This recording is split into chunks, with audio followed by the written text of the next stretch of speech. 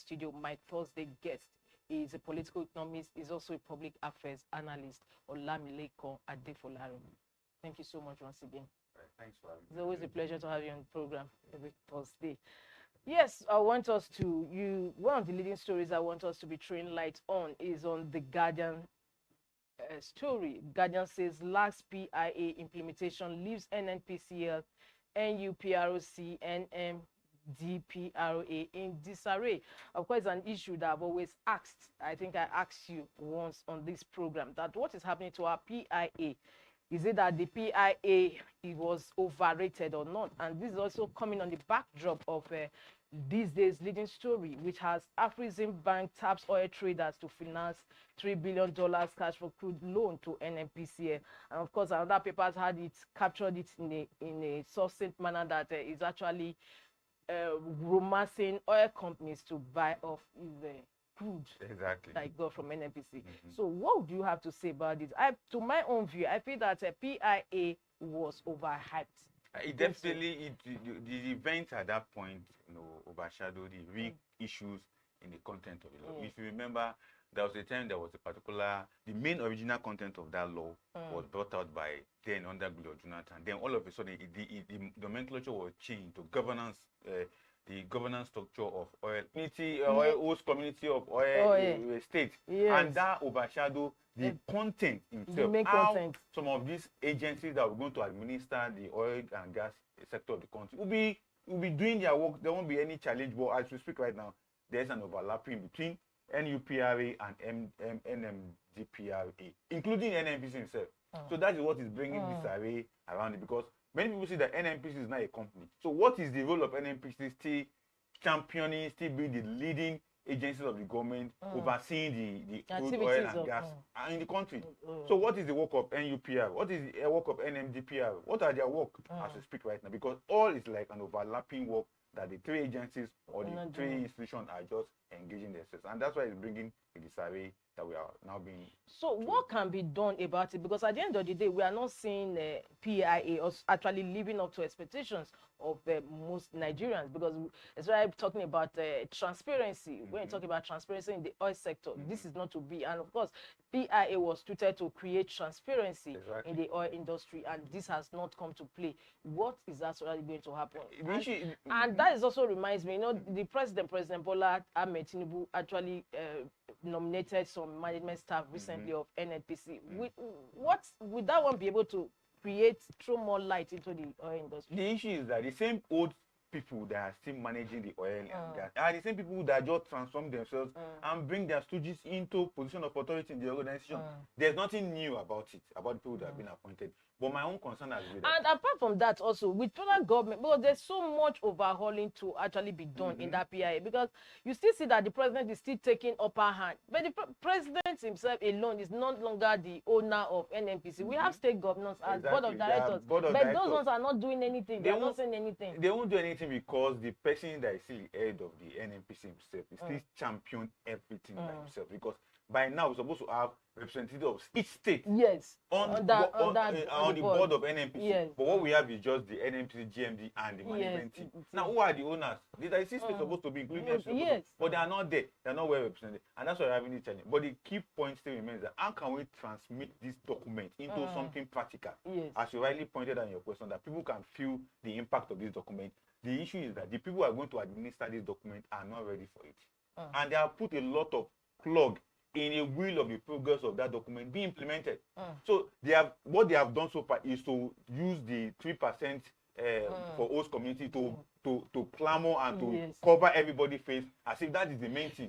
But the main issue is how can we administer these agencies and the oil and gas sector in a way that transparency and accountability can be given to the people. And that is where we have an issue. So for me, I believe that overhauling still remains the main thing to be done. First and foremost on NNPC, on NUPRM and NMDPRA. So if we can overhaul the system in a way that we can bring people that we know that truly they are meant to do the work, not people that are going to be servicing the people who put them there initially. But now you just pointed out that their functions of the functions of NNPCL, NUPRC, NMDPR, they are overlapped. They have overlapping functions. That's why where this PIA comes into focus. So what can be done about these three agencies? The first thing is that the law needs to be reviewed.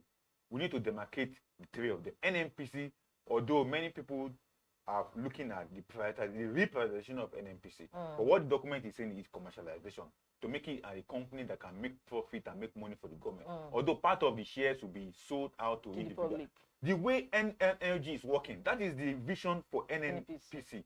The way Saudi Arabian oil company is working, the way Russian oil company, that's what they've envisioned for NNPC. But what we have is that the political will to unbundle the NNPC completely and make it a transparent organization is where we have an issue, because the entire Nigerian state, from the presidency to the list in the Nigerian elite system, they still believe NNPC still remain a cash cow of the country. So we don't have any other sources than to focus on this one. And that's why that transparency issue is not, it cannot be easily bring on board in NNPC. Then NUPRC and NMDPRA, their own problem is that they're overlapping work. We don't know who is giving license. We know the NMDPRA is for downstream sector, where the NUPRA is for upstream sector. That means at the shore or where they are digging crude oil. This is the work of NUPRA. The NMDPRA is to look at the logistic aspect of transmitting refined products into the outlets and others to be sold to Nigeria. That's what NMDPRA. But what we're now seeing that NMDPRA want now to partake in some of the offshore policies and programs of NUPRA. That's why I think it should be around June, July, there was a little bit confusion within statement from the two organizations pertaining to fuel subsidy or fuel subsidy removal. Or not until NNPC themselves now came out and said this particular responsibility is for NUPRC and NMDPRA keep away. So these are the things that are still unfolding that we need now to look at the law and say, okay, in this particular law that we established this, can we now separate their function clearly so that Nigerians can know what they are into? But literally, NMDPRA is for outlet, the downstream sector, whereby when we refine the product, they will now be in charge of now making it available at the market level. But the other one is to give license to people to now look at, we want to dig crude oil on the ground, you are the one to do this, you are the one to do the allocation of the gas stuff that they did last month, whereby they gave about 49 companies license. It was NUPRC that did it. So we already understood that, but other aspect of it that it is the law, we need to just unbundle it so that we can make it easily understood for people to grasp. Now, thank you so much. Now, how do we get to review the PIA? It's very simple. It's just for NNPC and the agencies. Oh, I thought some commentators said it's the federal government that will sponsor it. Yeah, they are the agencies of government, so they are the ones that will initiate the move. Although CSO can also rules around and begin to call for advocacy around it and say we need to review this law, we need to review this law. But one thing I have not gotten from the law, I don't know how many years it is being set in the law for it to be reviewed. If it is about 2-3 years, definitely it's not up to yet because it was just passed in 2021. So now we still have some years. But if it is for the emergency and urgency of the issues on ground now, I think it should go to National Assembly. And National Assembly members, a private member bill can sponsor and call for the review of it, not on the federal government call. A private member, maybe somebody from the south of from the oil region company, oil region state that discovered that this is also causing a little problem, he can call for the review of it, and they will call for public hearing, and everybody will submit their memorandum on how to do the review of the law. But NNPC should lead, NURPC to do, and NMDO should also be part of it, which is the agency of federal government, as earlier said. Thank you so much. Because as you just rightly said, many Nigerians' attention was just on that host community money, which took the whole. Nobody even bothered what the whole. Although another issue that also took people away was the gas flaring issue. Yes. Because many people are looking at how can we tap the gas flaring and make it a little bit economical and something that Nigerians can benefit. And after about some years, now we now have companies that have been giving allotted license to go and take it up. So those are the issues that really blindfolded people on the law. And people also said, but on that glass flaring issue, why it continued unabated was the fact that the fee, the sanction fee was quite small to all these companies. So they would rather just allow it to happen, just take your money then. Than just do something about it. Anyway, be that as it may, we also move over to the THISDAY on. Like I saw the story yesterday that Afrexim Bank, the bank that credited NNPC $3 billion cash for crude loan, is already romancing other oil companies to come and buy off his crude. Exactly, because they will want to make the money, because that money doesn't belong to Afrexim, it belongs to the shareholders, the people that owns Afrexim Bank. Now, what is happening is that Nigerian crude is very fine, very good. The Bonny Light that we have in Nigeria is one of the best crude oil. So it will be very easy to get people to buy it off. But the rate they will buy it off, that's where it's going to happen now. Are they going to buy it at 94, 97 that the crude oil is being sold now? Or they're going to buy it cheaper than it? Because that is where Afreximbank need to think towards. And again, NNPC will be the person that will still help them sell it. Because they can't come and take the crude from it. It's when they sell the crude on behalf of Afreximbank, they return the money back to them. But maybe they may have another arrangement. I'm just thinking that could be the easiest way, because Afreximbank doesn't have ship. Doesn't have engineer that will come and tap the crude oil from here. It will still be NNPC that will help them to sell it. Meanwhile, they can. It's a form of advertising. But that's something that also generated controversy. Many people are aware of the opinion that. So, what was the paradigm? What was the measurement, scale of measurement for these $3 billion? Because how many barrels of crude are you giving for this $3 billion? I said it in my article, which it went viral. That how can we quantify $3 billion to the crude that we are giving now? Because right now crude is selling for 94, 97. Especially our own Bonny Light is selling at $97 per barrel. And maybe before the end of this week it may rise to 100, because that is the target of OPEC. Now I can bet you that Afreximbank will make a lot of gain from this particular venture. And you know, that is what the opaqueness of NNPC, because even when CS was raised alarm over what was the measurement index for this thing, NNPC continues to keep more. They didn't even say anything today. Even with many organizations releasing press releases calling on NNPC to disclose. Even Afreximbank also have to disclose. Dr. Oruma, the MD of it, is a Nigerian. It should be transparent enough, because prosperity will judge him. If by the end of the day, if this kind of thing becomes something that becomes a catastrophe to the nation, his name will be mentioned. Because how can you come with such a bogus, with such a patry amount? Because for me, $3 billion is very patry. Then you come and collect a whole load ship of crude, maybe 1, 2, 3, and by the time you sell it, you know how much you're going to get. Although we know the bank is for profit. But at the same time, we're talking of, yes, it's for profit. That's what and that's why they went to the deal. That's why they went to the deal, because they find it so something very attractive, something they can quickly make a very good gain from. And that's why, and NNPC, I don't even know who's thinking for the GMD and the rest of them, because they're looking. And you see, why we said we are calling for a review of PIA, because at the time that a situation whereby you have maybe state governors as a board of directors, there will be oppositions and exactly to this kind of deal that you are going to. Because if you are going to make NNPC commercialize NNPC, it should be done the way companies are supposed to be run. Seriously. It's not from one person that is the managing director. This time, in this instance, the federal government calling all the shots. Imagine all the management staff of NNPC, the top were removed. Only him is remaining. What happened? What is he doing there? Although when you begin to raise issues around his being staying there, they begin to say, because the funny thing is that his name, I don't know how true it is, so that on the CAC of NNPC, his name is there. Yes, because he's the one importing the fit report for it. I think they did it that way. But no, I'm talking of the GMD himself. His name on the, I don't know how true it is, whether his name is on the what do you call it, the CAC or a certificate of NNPC. Just like the other man, they went and removed his name. His name also was in the CAC of NNPC. That's why they are asking to give him 100 billion naira as compensation for removing it. That means that this man from Imo State, from maybe the government is a little bit not want to take a hasty decision about it. I know it won't be far from now. President Tinubu will take a decisive action on NNPC. All right, thank you so much. Now, still on oil issue, the second leading story on the headline story on The Guardian says diesel may trade near 1,500 naira per liter as oil prices spike. It's still a wonder that we are still buying fuel at a normal rate. Because the government have done its own magic. It's still so, but government is living in denial that is not. It's magic. It's government magic, according to Fela. The magic is this.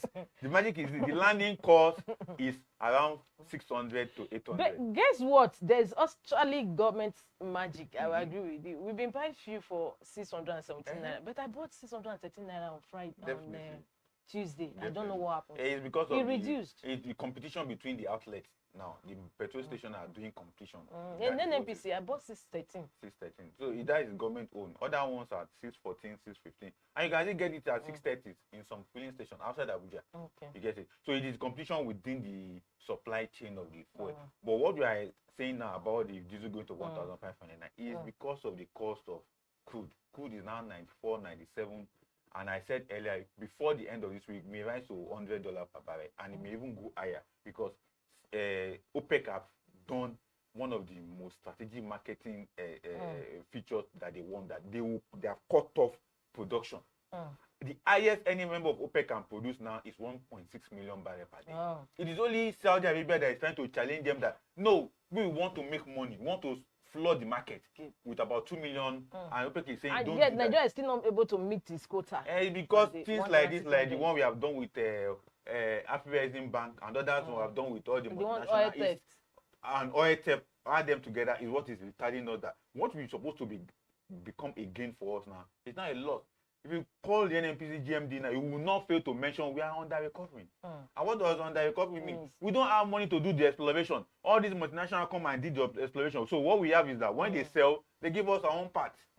And that's why at the end of the day, we are not able to contribute enough. And yet NNPC employs engineers in his company. If you want to take them out, Labour will say they are going on strike. TUC will tell you they are going on strike. NUPENG will tell you they don't supposed to strike them because they have family. Meanwhile, they are not working. So these are the things that serve as clog in the wheel of government taking some drastic action. Don't be surprised that if they say tomorrow Melekare should go, some people who are supporting him will say no, he should not go, that he should remain there. Oh, we know that government need to do some things to save the situation. Now, I want to take you back on your trend of thought before we were talking about subsidy. Why many people are positing that subsidy removal, subsidy is back. How true is this? It's back in a sense that, one, there is this calculation around where crude sales at the international market. Now, when they sell crude, and company who refine product buy $94, $95 per barrel, and they have the stock they have been taken off. They don't have any stock again, and they have new stock. The Nigerian company will go and buy fuel from them. And we bought the old one maybe like 50 naira or 600 naira per liter initially. Then with the landing cost maybe 650. Now it is now 800. Now the company that is buying it from the overseas company is paying more to buy. Now what happened? Should they reflect the price on the local consumption? They can't do it. You know why? Because there has been what government have discovered, that if they allow the marketers to go with this, because they have been shouting, that we're supposed to increase the price of fuel, we're supposed to increase, but the government is saying don't do it. And what is government doing on their own? Tactically, the fees that are being put at the ports, government is trying to do a magic around it so that that fee will not be reflective on what is taken. And that's why I say that when they say there's nothing like a subsidy coming back, because they have done their own magic. If they have left it open, that say, okay, take it and let all the charges being charged by the port, by all these government agencies at the port are collecting, these marketers will not have any other option than to reflect on the price. But as we speak right now, as long as the crude oil price is high, definitely we're supposed to be spending more for it. But government have done its own, whereby they have retooled that price, loading price, and the market. And that's why some of them are even smiling the other day. Now, you know what the marketers are doing? When they discover that government have been able to shut them out of the fuel issue, they are now going to gas. Now they are saying gas will be expensive because yes, there's a report that domestic gas is for 18,000 naira in December. It's December. Now that there's a report about diesel, now they will definitely, by 2 weeks time, they will go to diesel and say no, we cannot import diesel again because there's no forex to import diesel. Very interesting. Now, another news too that is also making the rounds is the Ondo lawmakers' shown court order move to impeach deputy governor. As you recall, as you know, the Ondo state government, just like Edo state government, they have been running battles with their deputy. Exactly. And of course, Edo state governor Obaseki came out to say that the only way, if truly Shaibu, his deputy, is repentant and he wants his forgiveness, is if he recants his desire to contest for the Guba election. That way he knows that yes, he's really serious about them shitting their sorts. We also have in Ondo State the governor who just returned from medical leave is having a running battle with his deputy, and of course the House of Assembly moved to impeach the deputy governor, who incidentally went to court to secure court injunction. But the House of Assembly is still insisting that even despite the court order, they are going to impeach him. Now, what are we having here? And like I asked my guest last week, don't you think that the reconstitution should be reviewed to give a more robust role to the deputy governors? We expect that. Because the deputy governors are the wing and caprices of the governor. Exactly. We expect that to happen. But there's another thinking around giving powers to deputy governors who could also absorb the power of the governor. That's why the people who hold that position leave it like that. Let it be at the wish or and discretion of the governor to decide on the duties of the deputy governor in the state. Because if they are giving them upper power, then so after the governor, the deputy governor will be in charge of this, in charge of that. It could also be a challenge. So for me, I think whoever wants to be a deputy governor should just know that at this point in time, it's just to follow what the master says and obey. But how come that during the first term, we always have a beautiful, robust relationship between the deputy and his vice? But in second tenure, it's always a ball game, a different ball game altogether. Like what comes to mind is also that of Obasanjo and Atiku. Then they had a smooth run off in the first term of their administration, but in the second time it was a different ball game. And of course we also have that thing played out in Edo State. Shuaibu was actually the one championing, fighting the cause for Obaseki then. And again, even this second time everything just went south. And again, even in this issue, also the former deputy governor was also having issue before he was removed, and this other guy came on. And one thing we can quickly put within the thin line of the issue is that those deputy governors, once it is second term, their master is going, they always hide that position. And the master already have somebody in mind to put there. So it becomes issue. It's only Umahi that was able to play fast one on his governor. Then Eleche then the former was able governor to get the list and all those stuff, because Eleche was coming for his son to become the governor. But Eleche was able to play fast one. How come governors don't want that deputy to succeed them? And because they know that at the end of the day, these guys may come after them, because when they were a governor and the deputies were there, they were not given much opportunity to do anything. Even in national state, it almost happened that the current deputy governor who served in the first term was also having an issue at the first time, but they reconciled and the guy man remained, and he said that I don't know, maybe tomorrow they may raise up issue against him and remove him, but I don't know yet. But on this particular issue that we are having through our political lexicon in terms of deputy governor and governor issue, is that it is always about who is going to succeed the governor at the end of it. And most deputy governors are also interested in that position. So how can they be able to manage themselves out of the conundrum of I want to also become a governor and I will not have problem with my superior? Have you forgotten in Oyo State? It's also happening in Oyo State. Also before the election. So we always see this kind of scenario happening. But for me, I would just advise whoever wants to be a governor, deputy governor, just abide by the rules given to you, because in the constitution doesn't give you much power. It doesn't. It's only the vice president that has even have power to become the chairman of economic council. At the state level, the governor is still remaining economic council. They don't give you any council to manage. You only manage you want it. That's why they call them spare partire. So they don't have anything to manage. And it's at the discretion of the governor that you work and do what you need to do. And most people call them errand boy. Anywhere the governor send you, that's where you go. But you end up collecting your salary and allowances or whatever. So they should just be patient and wait for their time. And for Obaseki, we know Shuaibu, he will not take back his word not to contest for governors. Even if he tell Obaseki tomorrow that he's not going to contest, he will go back, because APC in his side are waiting for him to declare. Because right now APC is even silent who is going to become their flag bearer in Edo State. So they are looking for somebody capable, that is strong. And Shuaibu could be, and you know, Shuaibu has been a very strong. But Senator Shomole has already disowned him that he will not accept him. That's political talk. When they get to the real thing that they know, you must have understood Shuaibu politics. He has been in the House of Assembly for more than 8 years, and he's very popular within that area that both him and Oshomole. Who is Oshomole going to bring to contest with him in that regard? All right. Thank you so much. Now, just before we go, we have the mother of all news. Labour faults federal government. You know, Labour is warming up for mother of all strikes. And of course, as leadership captioned it, food prices soar amid rising inflation. Hardship continues as palliatives delay. President may return today.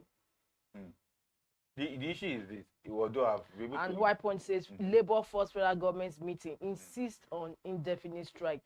It says Labour says that any fresh meeting will stop us is going to be murder of all stripes. strikes. We strikes. Is strike. They didn't say demonstration. You get it. They didn't say protest. It's for people, civil servants, to stay back at home.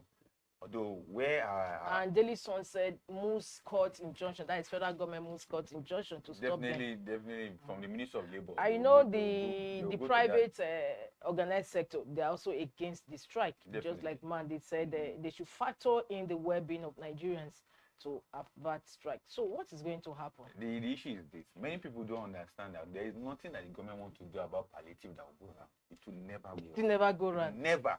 The people and the palliative they are talking about, it has already been given. The state governors have been sharing money, sharing food, sharing. Okay, whatever. They actually shared money. Yes. 2 billion naira. They have collected the 2 billion. They have bought rights. They have shared rights. They are giving. Some states are even giving additional money to civil servants in their state. So what palliative do they want? Is it the palliative that Labour himself want to manage? Because the issue is this: because from what the NLC and TUC are saying, that the palliative is not enough. Now the government promised 3,000 buses. Though we have not seen CNG buses. But how it's not something that could be picked on the shelf. But I thought the Labour too should be insistent on how far has the refinery rehabilitation of the refinery gone, because that would succeed in bringing the hardship down. Although the government have promised December. So the other time we discussed this, when they talk about definite strike for 2 days or 3 days, I said as Labour find time to go and visit the NNPC refinery that they say in Port Harcourt. I think after we said that, about a few days later, the two ministers, Minister for Gas and the Minister for Petroleum, they went there. Has Labour gone there to check? These are people who are members of the union that are working there or supervising. Go and check them what they are doing. Then on the issue of palliative can never go wrong. But the state governors have been doing their own. Yeah, but many people are saying also of the opinion that yes, palliative is just an off-crop something. They should have a welfare system. Federal government should have a welfare system. That's why they have a Minister of Humanitarian Disaster Ministry giving money to 2 million people, 3 million people. Now they say they want to resuscitate Empower. Those are the welfare system. And these are the things that Labour is supposed to supervise. For me, nobody should even beg Labour not to go on strike. But the thing is that at the end of the day, all of us will still come back to the round table and things will be effectively done. So, but nobody should stop them from going on strike as they want to do. All right, thank you so much. It's always a pleasure to have you on the program. Ade Folari. I look forward to having you at the same time next week on the session. Well, viewers, this is where we'll end today's program, Inside Nigeria, which New Leadership Television is being a wonderful discussion, robust one with our political scientist, public affairs analyst Olamilekon Ade Folari. And my name is Winifred Ugbebo. Till we come your way again same time next week. Here's wishing you a beautiful weekend. See you then. Bye.